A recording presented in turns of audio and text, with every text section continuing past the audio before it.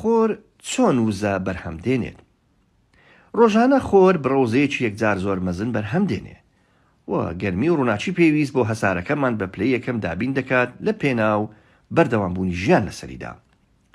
بەهۆی بوونی پەستان و پلەیەکی گەرمی مەزن لە ناوچەی کاکڵی یان ناوجەرگەی خۆردا لە ڕێگەی پرۆسەی پێکەوەلکانی ناوچی یان نیوکلیر فیوژن ئەلێندیماجی نەوەوی لە نێوان گەردیلەکانی هایدرۆجین کە پێکهاتەی سەرەکی خۆرە وزە بەرهەم دێت و لە بەرامبەردا هیلیۆم وەک پاشماوە لەسەر دڵی خۆردا دەریشێتەوە.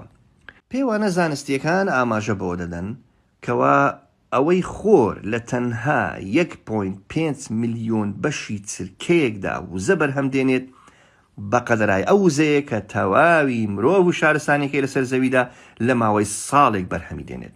بەواتایەکی دیکە خۆر لە ماوەی تەنها یەک چرکەدا بڕی 564 ملیۆن تەن هایدرۆجین وەک سوتەمەنی پێویستی کارلێکی پێکەوەلکانی ناوچی بەکاردێنێت و لە دەرەنجامدا 560 ملیۆن تەن هیلیۆم وەک خۆڵەمێش لەسەر دڵی خۆردا دەنیشێتەوە و 4 ملیۆن تەن لە وزە لە یەک چرکەدا بەرهەم دێنێت.